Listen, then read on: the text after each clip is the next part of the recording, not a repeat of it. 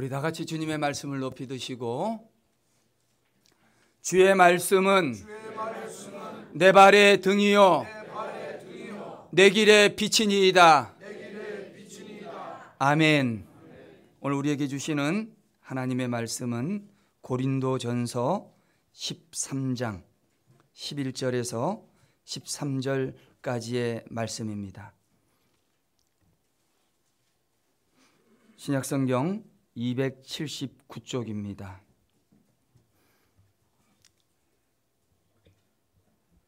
내가 어렸을 때에는 말하는 것이 어린아이와 같고 깨닫는 것이 어린아이와 같고 생각하는 것이 어린아이와 같다가 장성한 사람이 돼서는 어린아이의 일을 버렸노라. 우리가 지금은 거울로 보는 것 같이 희미하나 그때에는 얼굴과 얼굴을 대하여 볼 것이요 지금은 내가 부분적으로 아나 그때에는 주께서 나를 아신 것 같이 내가 온전히 알리라.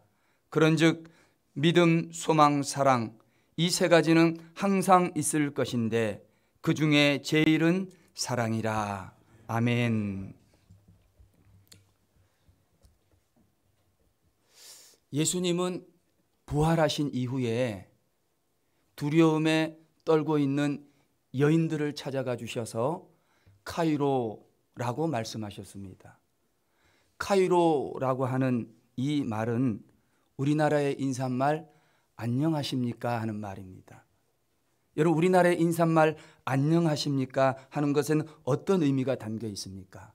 밤새 안녕하셨습니까 하는 의미가 담겨 있습니다. 이 말을 우리나라 성경으로 번역이 되면서 평안하냐, 평안하십니까 하는 말로 번역한 것입니다. 두려워 떨고 있는 여인들을 향한 우리 예수님의 따뜻한 위로와 사랑의 축복이 안녕하십니까, 평안하냐, 카이로라고 인사를 하고 있는 것입니다. 저도 그 예수님의 그 마음을 가지고 오늘 사랑하는 성도님들에게 인사를 드리고자 합니다. 사랑하는 우리 한마음교회 성도 여러분, 안녕하십니까? 안녕하십니까? 여러분, 이 말의 의미가 얼마나 깊은지 잘 아셔야 됩니다. 밤새 안녕하셨습니까? 평안하십니까? 평안하냐? 아무 일이 없으셨습니까? 우리 예수님의 따뜻한 위로와 사랑이 그 인사말 속에 담겨져 있습니다. 많은 분들이 아멘이라고 말씀해 주셨는데 실제 여러분들의 삶의 상황은 안녕하지 않을 수도 있습니다. 진짜 평안해서 아멘 하신 분도 계실 것이고, 평안하지 못하고 힘들지만 내가 평안해지길 원합니다, 평안하게 될 줄로 믿습니다 하는 그 마음으로 아멘 하신 분들도 계십니다. 각자의 삶의 상황에 따라 다를 것입니다. 그러나 저는 이 시간에 여러분의 삶의 상황이 어떠하든지 우리 주님이 두려움에 떨고 있는 여인들을 향하여 평안하냐, 안녕하십니까 하고 물었던 그 위로와 사랑과 축복이 여러분의 삶의 상황에도 그대로 이루어지시기를 주님의 이름으로 축원합니다. 여러분, 이것이 부활의 능력이고 부활하신 주님이 주시는 선물입니다. 원래 유대인들은 그들의 율법에 따라 안식일을 지켰습니다. 그러나 예수님께서 안식 후 첫날 부활하셨기에 그때부터 그리스도인들은 안식 후 첫날을 주의 날로 불렀습니다. 안식 후 첫날은 주님의 날이다, 부활하셨기 때문에. 예수님이 부활하신 이후에 안식 후 첫날에 그리스도인들은 예배하는 날로 모이기를 시작했습니다. 그래서 신학적으로 안식 후 첫날, 다시 말해서 예수님께서 부활하신 날, 저와 여러분이 매주일 돌아오는 이 주일, 이것을 작은 부활절이라고 이야기합니다. 주일에 안식 후 첫날에 우리 예수님이 부활하셨기에 매주일 돌아오는 주일을 우리는 작은 부활절이라고 합니다.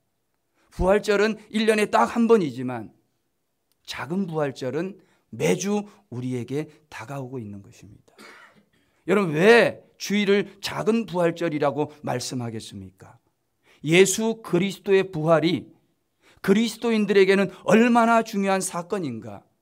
부활을 통해서 우리에게 주시는 그 예수님의 평안, 안녕하십니까 하는 그 따뜻한 위로와 사랑과 축복이 얼마나 중요한가를 우리에게 말씀하고 있습니다. 여러분, 이 예수님의 부활 사건이 얼마나 중요했던지 초대교회는 부활절 당일 하루만 지키는 것으로 끝나지 않았습니다. 초대교회에서는 이 부활절 잔치를 부활절부터 성령 강림절까지 50일간을 지속을 했습니다. 부활절에서 성령 강림절까지 50일을 지켰기 때문에 이 50일을 우리는 기쁨의 50일이라고 이야기합니다. 기쁨의 50일. 부활절에서 성령 강림절까지. 부활하신 예수님은 승천하시면서 사도행전 1장 8절에 이렇게 말씀하셨습니다. 오직 성령이 너희에게 임하시면 너희가 권능을 받고 예루살렘과 온 유다와 사마리아와 땅끝까지 이르러 내 증인이 되라고 말씀하셨습니다. 오직 성령이 너희에게 임하시면 예수님의 제자들과 많은 성도들 120명의 성도들은 마가의 다락방에 모여서 기도하기를 힘쓰면서 기다렸습니다. 땅끝까지 이르러 내 증인이 되리라. 성령을 받은 이후에 많은 사람들은 유다와 사마리아를 떠나서 땅끝까지 이르러서 전도에 힘쓰는 증인의 삶을 살았다는 것입니다. 부활 이후를 살아가는 성도들의 삶의 모습은 두 가지였습니다. 하나는 기도하는 일이요, 하나는 증인되는 일이었던 것입니다. 그런데 여러분, 중요한 것이 하나 더 있습니다. 초대교회 성도들은 이 기쁨의 50일을 보내면서 사랑으로 신앙의 공동체를 이루어 살면서 특별히 그들의 신앙이 성숙하는 일에 힘썼다는 것입니다. 신앙 성숙에 최대한 애를 쓰며 수고하며 살았던 것입니다. 이것이 매우 중요합니다. 신앙 성숙. 이런 신앙적인 전통이 교회의 뿌리를 박히면서 교회는 기도하는 일에 힘썼습니다. 그리고 전도하는 일에 열정을 쏟아 부었습니다. 특별히 한국 교회는 기도하는 일과 전도하는 일에 아주 큰 영향을 받고 그 전통을 잘 지켜왔습니다. 여러분, 한국 교회만큼 기도를 많이 하는 교회가 전 세계 어디 있겠습니까? 우리 교회도 새벽마다 새벽 기도회를 하는데 전 세계에서 새벽 기도회를 하는 나라는 대한민국 한국 사람들밖에 없다는 겁니다. 한국 사람들은 그것도 부족해서 수요 기도회도 해요. 그것도 부족해서 무슨 기도회도 합니까? 금요 기도회도 합니다. 한국 교인들만큼 기도 많이 하는 교인들이 없다는 겁니다.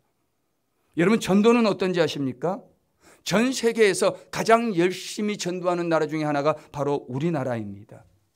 전 세계에서 가장 큰 교회, 전도를 많이 해서 가장 큰 교회가 어디에 있냐면 대한민국에 있다는 거예요. 선교사는 어떻게 파송하는지 아십니까? 미국 다음으로 전 세계에서 선교사를 가장 많이 파송하는 나라가 대한민국입니다. 그 예배는 어떨까요? 예배. 여러분, 주일이 되면 전 세계에서 예배를 드리는 사람이 가장 많이 모이는 도시, 그 도시가 어딘지 아십니까? 전 세계에서 주일이 되면 예배를 드리기 위해서 사람들이 가장 많이 모이는 도시, 그게 서울이에요. 서울에서만 주일이 되면 예배를 드리기 위해서 모이는 인원이 약 82만 명 정도 모인다는 거예요. 그것도 좀 몇 해 지난 이야기이기도 합니다. 여러분, 우리나라는 기도, 전도, 예배, 이거 어디 하나 전 세계에 내어놓아도 빠지지 않는 나라가 우리나라입니다.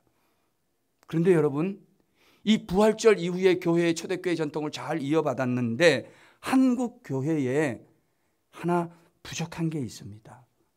무엇이 부족하겠습니까?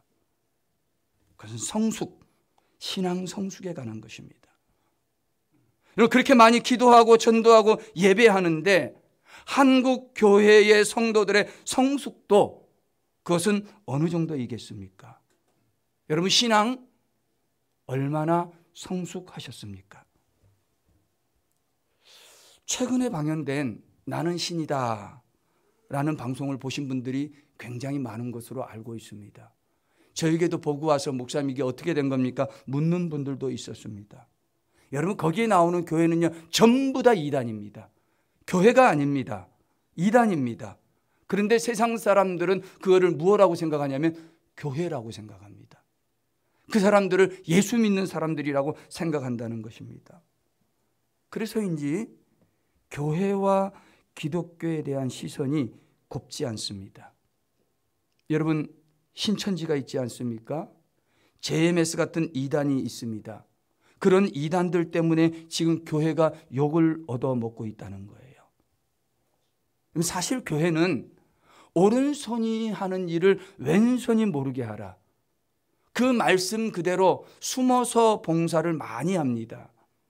이번 부활절에도 우리 교회가 작지만 이웃들과 함께 기쁨을 나누었습니다. 성내 일동에만 독거 노인이면서 생활보호 대상자들이 수백 명이라는 거예요. 그런데 제가 듣기로 관계자에게 들어보니 이들 그 사람들을 섬기는 대부분의 단체가 교회라는 거예요. 좀 좋은 날 돼서 식사를 대접하거나 먹거리를 대접하시는 그런 단체는 교회라는 거예요. 대부분이 예수 믿는 사람들이라는 것입니다. 저도 이번에 알게 됐습니다. 그런데 여러분 그럼에도 불구하고 교회가 비난의 대상이 되고 전도하기는 점점 힘들어지고 젊은이들이 교회를 멀리하는 까닭은 무엇입니까? 그렇게 숨어서 오른손이 하는 일을 왼손이 모르게 많이 함에도 불구하고 왜 비난을 받아야 됩니까? 그것은 예수를 제대로 믿는 사람이 적기 때문입니다.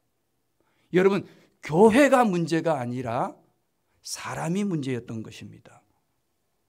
여러분 우리 교회는 예수 잘 믿는 교회가 되자고 부르짖고 있습니다. 여러분 왜 비난받는지 아십니까? 예수 잘 믿는 교회가 적기 때문에, 예수 잘 믿는 성도들이 드물기 때문입니다. 여러분들은 생각하실 때 예수 잘 믿는 것은 무엇이다 라고 생각하십니까? 여러분 예수 잘 믿는다는 것을 대부분 사람들은 기도 많이 하고 전도 많이 하고 예배 많이 참석하면 예수를 잘 믿는다고 생각합니다.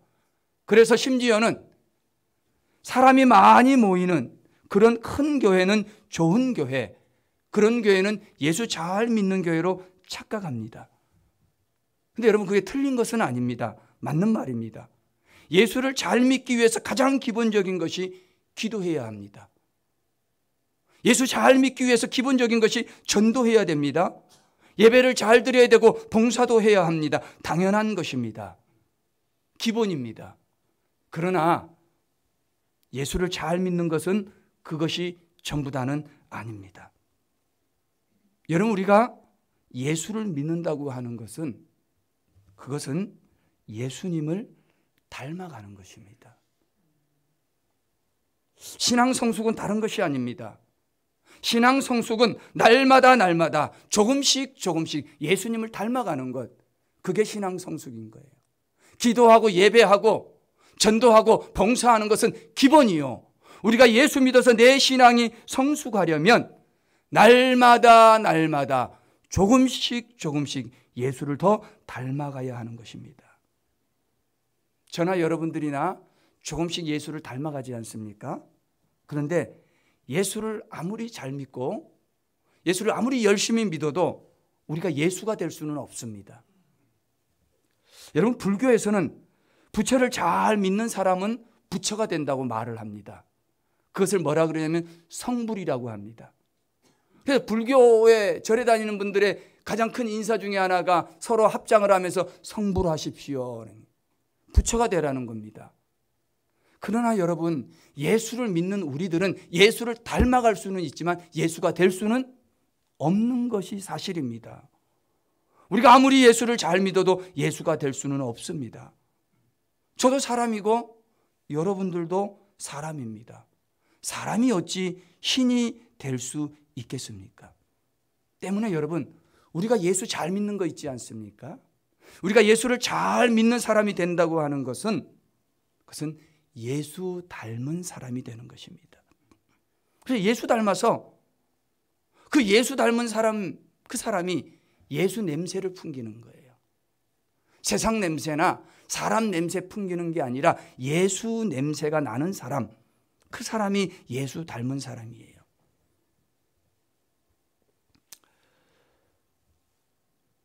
제가 목회자로 살고 있지 않습니까?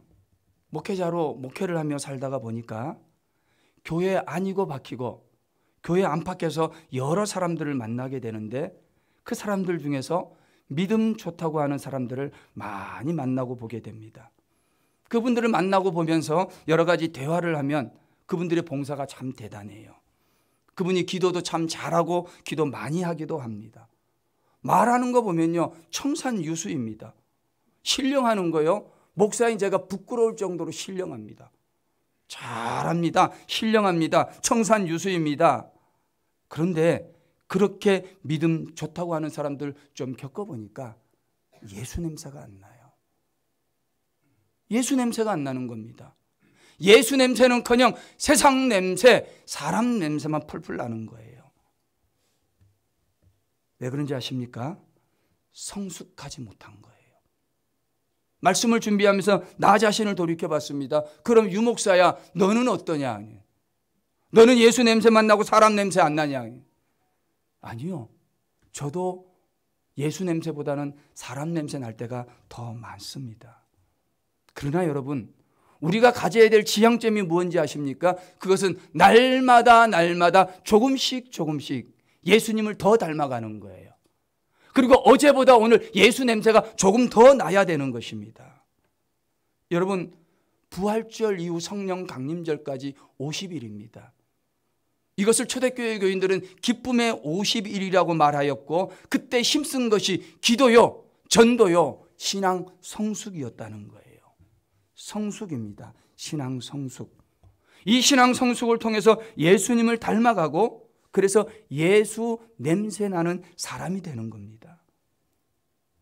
그런데 여러분, 우리가 기도하고 전도하고 봉사도 하고 믿음 좋고 신령한 사람들은 많은데 왜 예수 냄새, 예수 향기 나는 사람, 그 사람들은 적은 것입니까? 다른 말로 이야기하면 왜 어린 아이와 같이 미숙한 그리스도인들이 많은 것입니까? 오늘 성경 11절은 이렇게 기록을 합니다. 말씀해 보니까 이렇게 말씀을 합니다. 내가 어렸을 때에는 말하는 것이 어린아이와 같고 깨닫는 것이 어린아이와 같고 생각하는 것이 어린아이와 같다가, 어렸을 때에는 말하는 거, 깨닫는 거, 생각하는 거, 이게 어린아이와 같다라는 겁니다. 여러분, 어린아이와 같다, 이게 무슨 말이겠습니까? 그것은 미숙하다라는 말입니다. 다시 말해서 말하는 것이 미숙합니다. 깨닫는 것이 미숙합니다. 생각하는 것이 미숙합니다. 말이 미숙하고 깨닫는 것이 미숙하고 생각하는 것이 미숙하니까 우리는 어린아이와 같이 미숙한 그리스도인이라는 겁니다. 사실 오늘 본문에서 말하는 내가 어렸을 때에는 어린아이와 같다라고 말하는 이 사람은 사도 바울입니다. 사도 바울. 그럼 바울이 가말리엘 문화에서 당대 최고의 교육을 받은 사람 아닙니까? 이 사람이 배울 만큼 배운 사람이고 알 만큼 아는 사람 아닙니까? 여러분, 그렇게 많이 배우고 최고의 학부에서 공부를 하고 아는 것도 좋아서 학벌이 좋고 똑똑한 사람인데 왜 그 사람이 자기 스스로 말하기에 나는 어린아이와 같다라고 말을 하는 겁니까? 다른 거 아닙니다. 말이 미숙하고 깨닫는 것이 미숙하고 생각하는 것이 미숙하기 때문입니다. 11절의 말씀 기록된 그대로 내가 어렸을 때는 지금 그런 게 아닌 거예요. 언제 그랬다는 겁니까? 어렸을 때. 오늘 여기서 기록되어 있는 어렸을 때라는 말은 원어 성경에 보면 네피스라는 말로 되어 있습니다. 이 네피스라고 말하는 어린아이는 3살에서 4살 정도 되는 어린아이, 거의 갓난아기죠. 서너 살 먹은 어린아이를 네피스라고 이야기합니다. 내가 네피스였을 적에는 말하는 것이, 깨닫는 것이, 생각하는 것이 미숙했다는 거예요. 여러분 3, 4살짜리가 말을 조리 있게 할 수 있겠습니까? 3살, 4살짜리는요 말을 절대로 조리 있게 할 수가 없습니다. 이 아이들이 깨닫는 것은 또한 어떻겠습니까? 3살, 4살짜리 아이들 놀이터에 내보내서 놀게 하면은 모래를 가지고 물을 섞어서 쿠키를 만들어서 쿠키 맛있다고 주워 먹는 애들이에요. 그 애들이 뭘 깨닫겠습니까? 얘네들 생각하는 건 또 어떻겠습니까? 걔네들의 생각이라고 말할 수 있겠습니까? 미숙합니다. 여러분 3, 4살짜리는 말하는 것이 미숙하고 깨닫는 것이 미숙하고 생각하는 것이 미숙한 것, 이거 당연한 것입니다. 그런데 바울은 그 당연한 것을 왜 말을 합니까? 왜 내가 네피스 어렸을 때에는 미숙했다고 말하는 것입니까? 그것은 여기서 말하는 네피스 어렸을 적이라고 하는 것은 육체적으로 어렸을 때, 내가 3살 때 4살 때 얘기를 사도 바울이 여기서 말하고 있는 게 아닙니다. 내가 많이 배우고 잘 배우고 학벌 좋고 문벌 좋고 다 좋았지만 성숙하지 못했을 때, 내 영적인 상태가 3, 4살 같았을 때, 네피스 적에, 아주 어렸을 적에를 이야기하고 있는 것입니다. 그런데 오늘 말씀 뒷부분에 가는 내가 장성해서는, 장성한 다음에서는, 장성한 사람이 되어서는 어린아이의 일을 버려버렸다. 다시 말해서 믿음이 자란 이후에는 미성숙하던 때의 말, 미성숙하던 때의 생각, 깨달음을 다 버려버리고 말았다는 것입니다. 여러분, 많은 사람들이 예수를 믿어 구원을 받습니다. 우리 다 구원받은 백성들인 줄 믿습니다. 기도도 합니다. 전도도 합니다. 예배도 드립니다. 믿음이 좋다고 이야기를 하기도 합니다. 거룩해지려고 애쓰기도 합니다. 그러다 보니까 겉으로 보여지는 것은 굉장히 좋아진 것 같은데, 그런데 여전히 말하는 것이 어린아이같이 미숙할 때가 있습니다. 내가 예수 오래 믿어서 다 좋아지고 믿음이 깊어진 것 같았는데 깨닫는 것이 둔해서 지혜롭지 못할 때가 있습니다. 왜 이렇게 지혜롭지 못할까? 생각하는 것이 어떻습니까? 마찬가지로 미숙할 때가 너무너무 많습니다. 믿음 생활 오래 했는데, 예수 잘 믿는다고 생각하고 있었는데, 여러분 심리학 용어 가운데 피터팬 신드롬이라는 게 있습니다. 이게 피터팬 증후군이라는 거예요. 이 피터팬 신드롬이 뭐냐면 어른이 됐습니다. 근데 어른이 된 이후에도 공동체에 적응을 못하는 거예요. 하는 행동을 보면 어린 아이와 같이 행동을 한다는 것입니다. 이 사람들은 겉으로 보기에는 어른이지만 아이와 같아서 자기의 행동에 책임질 줄을 모르는 거예요. 하는 것을 보면 지극히 자기 중심적입니다. 그러다 보니까 자기만의 세상에 빠져서 자기만의 세상에 왕노릇하며 살아간다는 거예요. 그게 뭐다? 피터팬이다. 피터팬 증후군이에요. 그래서 생겨난 말이 키덜트라는 말이 있어요. 키덜트는 뭡니까? 키드, 아이라는 거예요. 어린이라는 거예요. 어덜트는 뭡니까? 이게 어른이에요. 근데 키덜트는 뭐냐면 어른은 어른인데 애 같은 거예요. 이걸 우리나라 말로 바꿔서 쓰는 게 있는데 그게 어른이에요. 어른이. 어린이가 아니에요. 어른이. 어른, 어덜트, 어른 더하기 어린이. 그래서 어른이. 생긴 거는 어른인데 하는 짓은 뭐 같은 거예요? 애 같은 거예요. 애 같은 거예요. 여러분, 우리가 키도 크고 몸집도 좀 자라나고 그래서 성장을 하게 되면 말하고 깨닫고 좀 생각하는 거, 이거 다 조금씩 나아져야 하는 거 아닙니까? 좀 나아져야 되는 겁니다. 그런데 예수를 믿은 지 10년이 되고 20년이 되면 좀 많이 달라져야 되는 거 아닙니까? 여러분, 예수 믿고 그리스도인이 되면 내가 이제 예수 믿기 시작했으니까 조금씩 달라져야지 생각하게 됩니다. 좀 더 예수를 믿어서 하나님 교회에 직분을 받아서 집사님이 되고 권사님이 되고 직분자가 되면 그거보다는 좀 더 달라져야 되는 거 아닙니까? 말하는 것도 좀 신중하게, 말할 때도 좀 예쁘게 해야 하는 것입니다. 하고 싶은 말이 있어도요, 좀 참을 줄 알아야 되는 거예요. 제가 동영 목사가 돼서 목회를 하면서 가장 많이 배우는 게, 우리 목사님 보니까요, 말하고 싶어도 안 해. 안 하셔.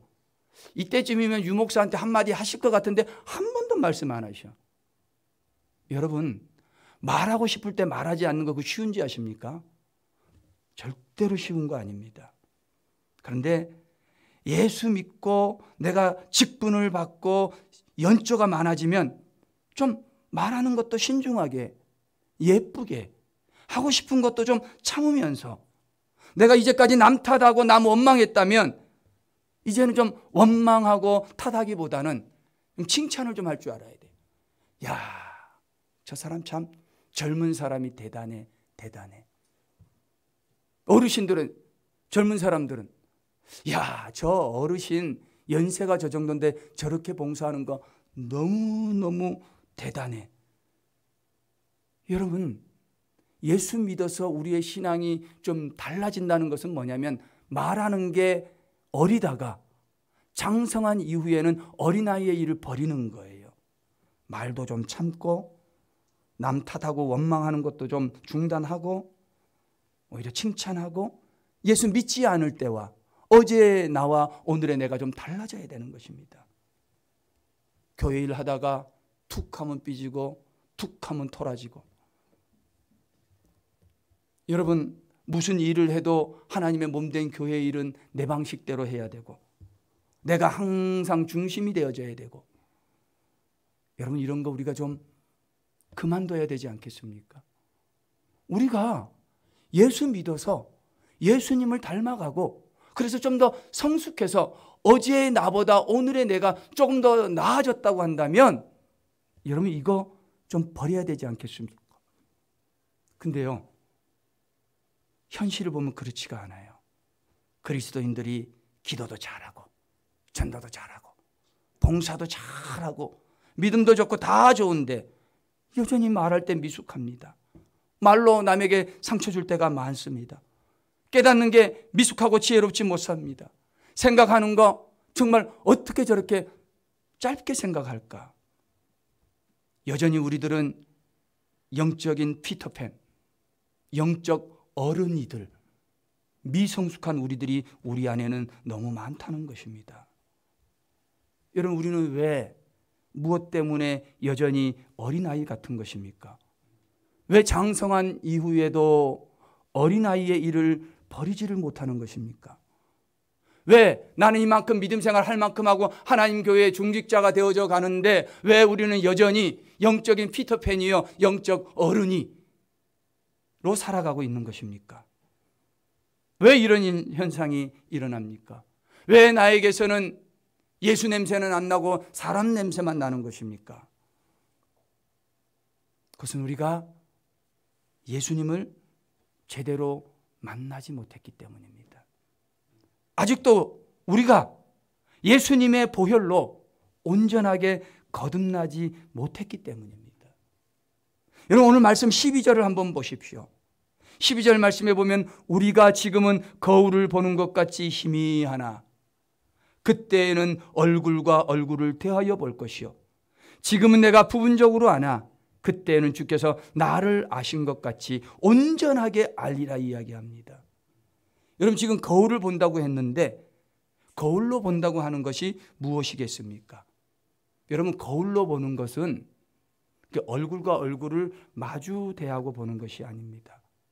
당시 이 고린도 지역에 특산물이 있는데 그게 청동입니다. 이 청동 제품은 이 청동이 많이 나고 그 제품을 많이 만들기로 유명한 동네가 고린도입니다.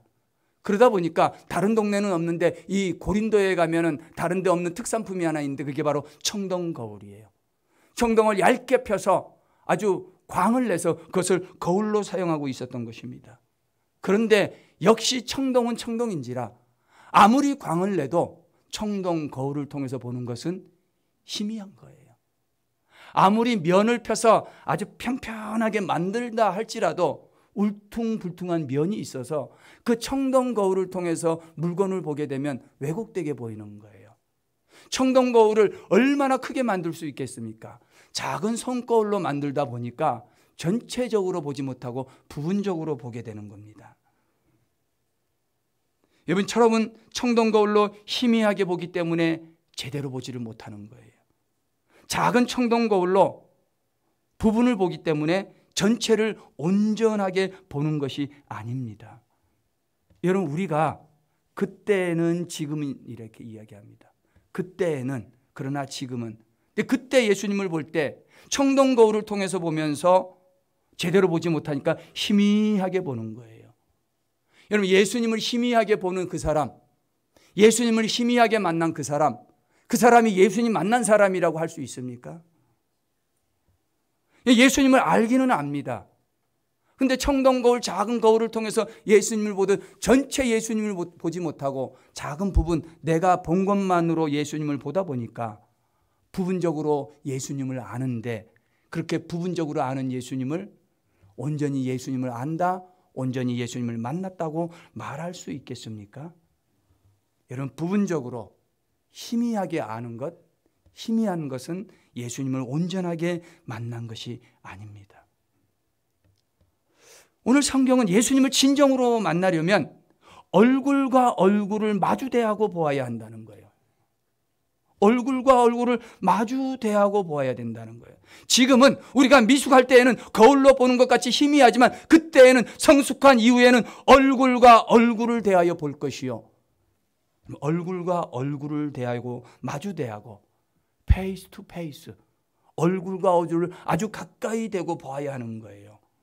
여러분, 가까이 가서 보니까 얼굴에 티도 보이더라고요. 여러분, 가까이 가서 보니까 안 보이던 주름도 보이더라고요. 가까이 보는 거예요. 여러분, 가까이 가서 보니까 그 사람의 숨결이 느껴지는 거예요. 그 사람의 향기가 느껴지고요, 그 사람의 감정의 느낌이 내게 전달이 되더라고요. 여러분, 이게 페이스 투 페이스예요. 얼굴과 얼굴을 마주대하는 거예요. 놀라운 사실은 얼굴과 얼굴을 마주대하게 될 때 가슴과 가슴이 만나게 되더라는 거예요. 한번 실험해 보십시오. 얼굴과 얼굴을 마주 한번 대 보십시오. 가슴이 어떻게 됩니까? 저절로 되는 거예요. 페이스 투 페이스 하게 되면요, 허트 투 허트, 가슴과 가슴이 만나게 되는 거예요. 여러분, 가슴과 가슴이 만나게 될 때에 그 사람의 마음이 내 마음으로 전달이 되는 겁니다. 우리가 예수님을 얼굴과 얼굴을 대하여 볼 때에 예수님의 숨결이 느껴지고, 얼굴과 얼굴을 대하여 예수님을 만날 때 예수님의 마음, 예수님의 가슴이 내 가슴에 느껴지게 되는 것입니다. 여러분, 이것이 예수님을 만나는 것입니다. 이것이 예수님을 분명하게 보는 것입니다. 이것을 예수님을 온전하게 알게 되는 것입니다. 내가 예수님을 만났다 할 때에 그것은 희미하게 부분적으로 만나는 것이 아니라 얼굴과 얼굴을 대하여 아주 가까이 숨소리까지, 가슴과 가슴이 마주대하면서 그 사람의 심장 소리까지, 그 마음까지 느낄 때에, 예수님의 마음까지 느껴질 때에 우리는 예수님을 만났다라고 이야기할 수 있습니다. 여러분, 수많은 그리스도인들이 예수님 가까이 옵니다. 수많은 그리스도인들이 십자가 가까이 옵니다. 예수님 가까이, 십자가에 가까이 옵니다. 그런데 예수님께 가까이 오고 십자가에 아주 가까이 왔음에도 불구하고 예수님과의 만남의 사건까지 연결되지 못하는 경우가 많습니다. 나는 예수님을 만났다고 생각하는데 그게 자기가 착각하는 거예요. 왜냐하면 예수님을 만나면 예수님과 함께 십자가 위에 못 박히게 되는데 예수님을 만나지 않으니까 십자가에 못 박히지를 않는 거예요. 예수님과 함께 십자가에 못 박히지를 않으니까 십자가 위에서 죽지를 않는 겁니다. 십자가에 못 박혀야 그리스도와 함께 죽게 되고, 그래야 진짜 주님을 만나는 건데, 예수님 가까이까지는 오는데 십자가 위에까지 올라가서 못 박히지를 않으니까 살아있는 거예요. 예수님을 만나지를 못하니까 살아있는 거예요. 십자가에 못 박히면 죽는데 죽지를 않는 거예요. 자아가 살아있는 겁니다. 십자가에 못 박히지 않으니까 자존심이 살아있는 거예요. 십자가에 못 박히지 않으니까요, 옛날에 하던 습성이 그대로 있는 겁니다. 못된 성질이 그대로 남아있는 거예요. 여러분, 주님께 감사하시기 바랍니다. 제가요, 예수님 제대로 못 났으면 그 못된 성질 누가 다 받아줘야 됩니까? 여러분들이 다. 와이프요? 여러분, 목회자가 예수님을 만나고 십자가에 죽어 거듭나지 못하면 성도들이 죽어야 되는 거예요. 성도들이 죽어나는 거예요. 여러분, 성도들이 예수님 만나지 못하고 성도들이 십자가 위에 죽지 못하면 그 다음에 누가 죽어납니까? 누가 죽어야 돼요? 목사들이 죽어야 돼요? 사랑하는 성도 여러분, 많은 사람들이 십자가에 예수님과 함께 못 박혀야 되는데 십자가 위에서 그리스도와 함께 못 박힌 사람들은 소수에 불과합니다. 여러분, 내가 십자가에 가까이 있다고 해가지고, 여러분이 교회에 나와 있다고 해가지고 십자가에 못 박힌 사람은 결코 아닙니다. 내가 예수를 오래 믿었다고 해가지고, 내가 하나님의 교회에 직분을 받았다고 해가지고 그 사람이 십자가에서 나의 자아를 죽인 사람은 절대로 아닐 수도 있습니다.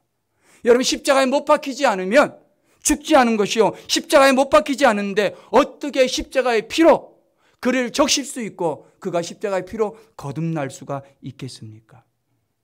십자가에 가까이 오기는 오지만 십자가에 못 박히지 않으니까. 예수님께 가까이 오기는 오지만 십자가에 못 박혀 죽지 않으니까. 그러니까 여전히 말하는 것이 어린아이와 같고, 깨닫는 것이 어린아이와 같고, 생각하는 것이 어린아이와 같고, 그래서 우리는 때로 미숙한 그때가 우리들에게 있고, 그래서 사람 냄새가 나는 것입니다. 사랑하는 성도 여러분, 진정한 성숙은 내가 성숙해서 성숙해지는 것이 아닙니다. 여러분이 진짜 성숙해지시려면 예수님을 제대로 만나셔야 됩니다. 그래서 내가 예수님의 십자가의 보혈로 거듭나서 성숙의 길로 들어서서 한 걸음 한 걸음 예수님과 함께 동행하며 걸어가는 그때부터 우리는 조금씩 성숙해지는 것입니다. 사랑하는 성도 여러분, 예수님께 가까이 나오셨습니까? 예수님께 가까이 나오시기를 주님의 이름으로 축원합니다. 예수님께 가까이 나오셨으면 나온 것으로 만족하지 마시고 십자가 위에서 그리스도와 함께 못 박히게 되시기를 주님의 이름으로 축원합니다. 여러분, 얼굴과 얼굴을 대하여 마주대하여 예수님을 만나십시오. 예수님의 숨결을 느끼십시오. 여러분, 여러분의 가슴과 예수님의 가슴이 만나게 되시기를 주님의 이름으로 축원합니다. 우리가 십자가에 못 박히고 십자가 위에서 나의 자아를 죽이고 십자가 위에서 나의 자존심을 죽이고 십자가 위에서 나의 못된 성질을 죽이는 그 순간이 내가 성숙의 걸음으로 들어간 첫 걸음을 떼는 그 순간인 줄로 믿습니다. 사랑하는 성도 여러분, 장성한 자에게 가장 중요한 것은 사랑입니다. 오늘 본문의 성숙에 대해서 말씀하시면서 가장 마지막 절에는 이렇게 기록을 합니다. 그런즉 믿음, 소망, 사랑, 이 세 가지는 항상 있을 것인데 그 중에 제일은 사랑이라. 여러분, 장성한 사람에게 성숙의 길로 들어서기에 가장 중요한 덕목은 다른 것이 아니라, 믿음이 아니라 사랑이라는 것입니다. 여러분, 십자가에서 여러분을 위해서 죽으셨던 그 예수님의 사랑, 그 예수님의 보혈이 저와 여러분을 거듭나게 하고 성숙자의 길로 들어서게 할 줄로 믿습니다. 기도하십시다. 하나님 아버지, 우리의 말하는 것이 어린아이와 같습니다. 하나님, 나의 깨닫는 것이 어린아이와 같고, 하나님, 내가 생각하는 것이 부족할 때가 너무 많습니다. 아버지 하나님, 이 시간 간절히 바라기 십자가로 가까이 나아가게 하시고 십자가 위에서 예수 그리스도와 못 박혀 죽게 하시고, 그리고 그리스도의 보혈로 거룩하게 되어 장성한 자가 되게 하여 주옵소서. 어린아이의 일을 버리게 하여 주시옵소서. 예수님의 이름으로 기도합니다. 아멘.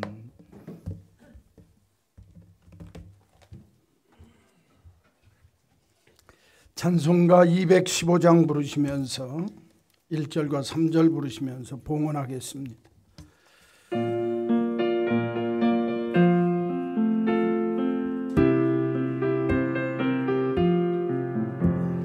내 죄 속해 주신 주께 정성 다한 나의 온갖 언행심사 주 위한 것일세. 내게 있는 모든 것을 주를 위해 바치리. 내게 있는 모든 것을 주를 위해 바치리. 내가 주를 바라보니 나의 영혼 맑아져. 십자가를 지신 주만 항상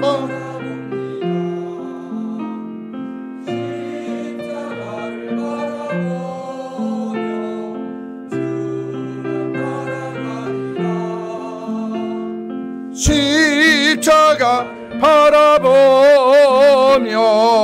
주만 따라가리라. 아멘.